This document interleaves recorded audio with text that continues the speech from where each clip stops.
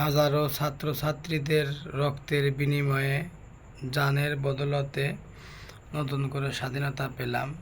স্বৈরাচারী সরকার নিপাত যাক, পতন হয়েছে, আলহামদুলিল্লাহ।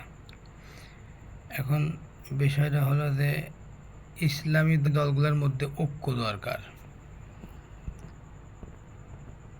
ইসলামী দলগুলোর মধ্যে ঐক্য দরকার, ইমার্জেন্সি। ইসলামিক দলগুলোর মধ্যে যদি হিংসাহিংসি থাকে, তাহলে সেই দেশে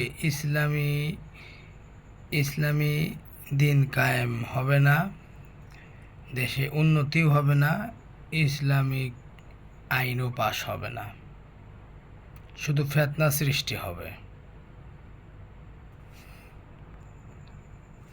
আমরা মূর্তি ভাস্কর্যর বিরোধিতা করি। মূর্তি ভাস্কর্য মুক্ত বাংলাদেশ চাই। মূর্তি ভাঙার পক্ষে আমরা, কিন্তু এর মানে এই নয় যে মাজার ভাঙার পক্ষে। মাজার ভাঙার বিপক্ষে আমরা। ওলি আউলিয়ার বাংলাদেশ, রহম করো আল্লাহ। ওলি আউলিয়ার বাংলাদেশ, শহীদ গাজীর বাংলাদেশ, রহম করো আল্লাহ। আলেম উলামাদের বাংলাদেশ। এই গতকাল আর আজকে, অর্থাৎ মঙ্গলবার, বুধবার,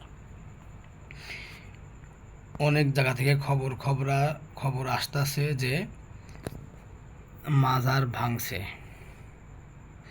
এবং বিশেষ করে মাজার ভাঙছে।